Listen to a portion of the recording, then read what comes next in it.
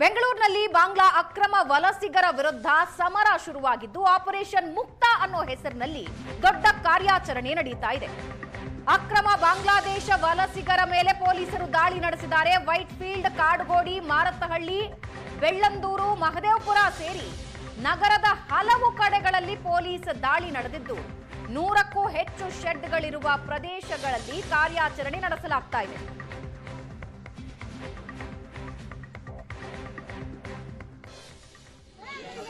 Operation ಮುಕ್ತ ಕಾರ್ಯಾಚರಣೆ ಇದು. ಬೆಂಗಳೂರಲ್ಲಿ ಬಾಂಗ್ಲಾ ಅಕ್ರಮ ವಲಸಿಗರ ವಿರುದ್ಧ ಸಮರ ಸಾರಿದ್ದಾರೆ. ಆ ಆಪರೇಷನ್ ಹೆಸರು ಮುಕ್ತ. ಮುಕ್ತ ಹೆಸರಿನಲ್ಲಿ ದೊಡ್ಡ ಕಾರ್ಯಾಚರಣೆ ನಡೆಸ್ತಾ ಇದ್ದಾರೆ. ಅಕ್ರಮ ಬಾಂಗ್ಲಾದೇಶ ವಲಸಿಗರ ಮೇಲೆ ಪೊಲೀಸರು ದಾಳಿ ನಡೆಸಿದ್ದು ಅವರನ್ನ ತೆರವು ಮಾಡ್ತಾ ಇರೋದನ್ನ ನೀವು ನೋಡ್ತಾ ಇದ್ದೀರಿ. ವೈಟ್ ಫೀಲ್ಡ್, ಕಾಡುಗೋಡಿ, ಮಾರತ್ತಹಳ್ಳಿ, ಬೆಳ್ಳಂದೂರು, ಮಹದೇವಪುರ ಸೇರಿದಂತೆ ನಗರದ ಹಲವು ಕಡೆಗಳಲ್ಲಿ ಪೊಲೀಸರು ದಾಳಿ ನಡೆಸಿ 100ಕ್ಕೂ ಹೆಚ್ಚು ಶೆಡ್ಗಳಿರುವ ಪ್ರದೇಶಗಳಲ್ಲಿ ಕಾರ್ಯಾಚರಣೆ ನಡೆಸಿದ್ದಾರೆ. ಪರಿಶೀಲನೆ ನಡೆಸ್ತಾ ಇರೋ ದೃಶ್ಯ ನೀವು ನೋಡ್ತಾ ಇದ್ದೀರಿ. ಅಕ್ರಮ ವಾಸ ಪತ್ತೆ ಹಚ್ಚುತ್ತಾ ಇದ್ದಾರೆ ಪೊಲೀಸರು. 100ಕ್ಕೂ ಹೆಚ್ಚು ಶೆಡ್ಗಳು ಎಲ್ಲೆಲ್ಲಿದೆಯೋ ಅಲ್ಲೆಲ್ಲ ಕಾರ್ಯಾಚರಣೆ ನಡೆಸ್ತಾ ಇದ್ದಾರೆ. ಅಕ್ರಮ ಬಾಂಗ್ಲಾ ವಲಸಿಗರ ಬೇಟೆಗೆ ಎಲೆಕ್ಟ್ರಾನಿಕ್ ಸಿಟಿ ಪೊಲೀಸರು ಇಳಿದಿದ್ದಾರೆ. ಡಿಸಿಪಿ ನಾರಾಯಣ್ ನೇತೃತ್ವದಲ್ಲಿ ವಲಸಿಗರ ಕಾರ್ಯಪಡೆ ರಚನೆ ಮಾಡಿದ್ದಾರೆ. 23 ವಿಶೇಷ ತಂಡ ರಚನೆ ಮಾಡಿ ಏಕಕಾಲದಲ್ಲಿ ಕಾರ್ಯಾಚರಣೆ ನಡೆಸಿದ್ದಾರೆ. 1909 ಜನ ಅಕ್ರಮ ವಲಸಿಗರನ್ನ ವಶಕ್ಕೆ ಪಡೆದಿದ್ದಾರೆ ಪೊಲೀಸರು.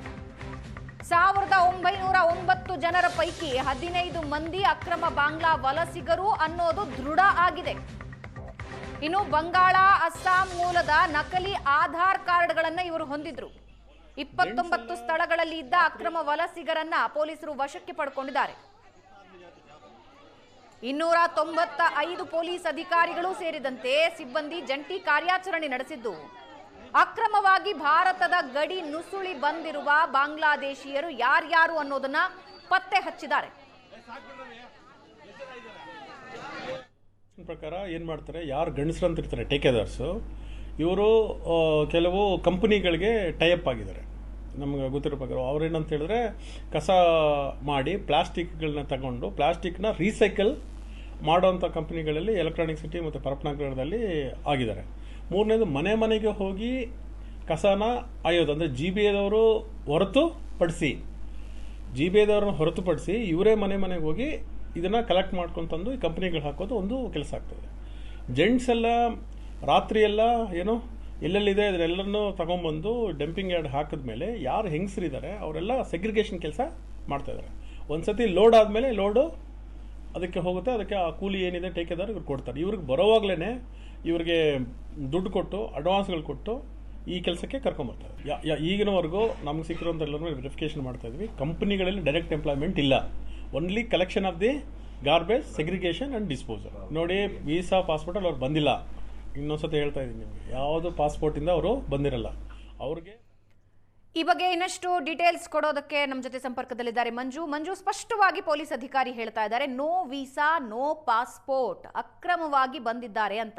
ಅಂದ್ರೆ ಇಷ್ಟು ದೊಡ್ಡ ಪ್ರಮಾಣದಲ್ಲಿ ಬಂದು ಒಂದು ಕಡೆ ವಲಸೆ ನಿಲ್ತಾರೆ ಅಂತ ಹೇಳಿದ್ರೆ ಒಂದು ದೊಡ್ಡ ಜಾಲ ಹಿಂದೆ ಕೆಲಸ ಮಾಡ್ತಾ ಇರೋದು ಸ್ಪಷ್ಟವಾಗುತ್ತೆ. ಅವರನ್ನ ಬಾಂಗ್ಲಾದೇಶದಿಂದ ಇಲ್ಲಿಗೆ ಕರ್ಕೊಂಡು ಬಂದು ಇಲ್ಲೊಂದು ಕೆಲಸ ಕೊಡಿಸೋದು ಅಂದ್ರೆ ಒಂದು ದೊಡ್ಡ ಜಾಲ, ನೆಟ್ವರ್ಕಿಂಗ್ ಜಾಸ್ತಿ ಇದೆ ಅಂತ ಅನ್ಸುತ್ತೆ. ಪೊಲೀಸ್ ಕಾರ್ಯಾಚರಣೆಯಲ್ಲಿ ಏನೆಲ್ಲ ವಿಷಯ ಗೊತ್ತಾಗಿದೆ?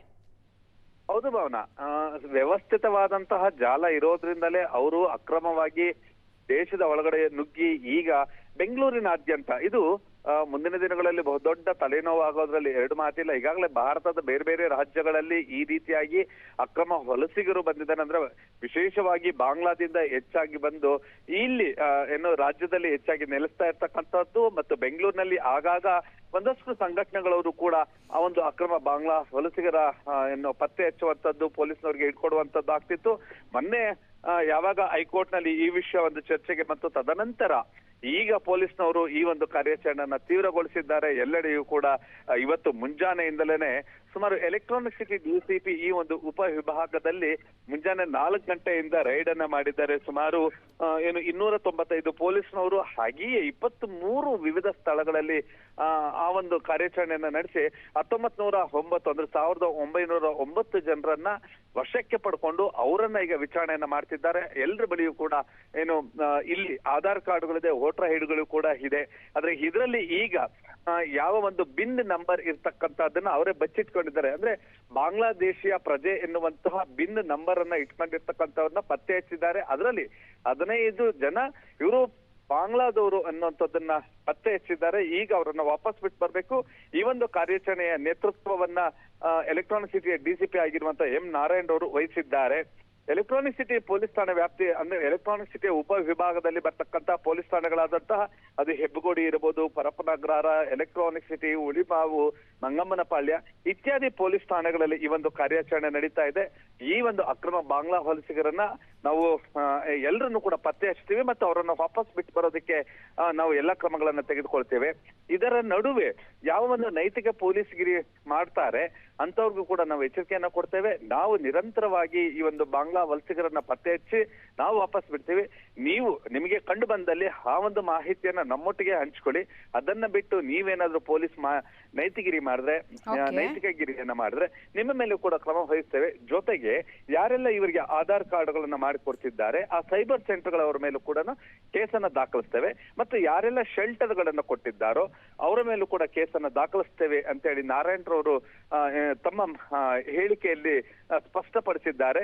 ಈಗ ಎಲೆಕ್ಟ್ರಾನಿಕ್ ಸಿಟಿ ಉಪ ವಿಭಾಗದಲ್ಲಿ ಈ ಒಂದು ಕಾರ್ಯಾಚರಣೆ ಎಲ್ಲೆಡೆಯೂ ಕೂಡ ನಡೀತಾ ಇದೆ. ಭಾವನಾ, ಬಹುತೇಕ ಎಲ್ಲರನ್ನು ಕೂಡ ಇವರು ಎಡೆಮುರಿ ಕಟ್ತಾರೆ ಎನ್ನುವಂತಹ ವಿಶ್ವಾಸವನ್ನು ಕೂಡ ವ್ಯಕ್ತಪಡಿಸಿದ್ರು. ಭಾವನಾ. ಎಸ್, ಧನ್ಯವಾದ ಮಂಜುನಾಥ್.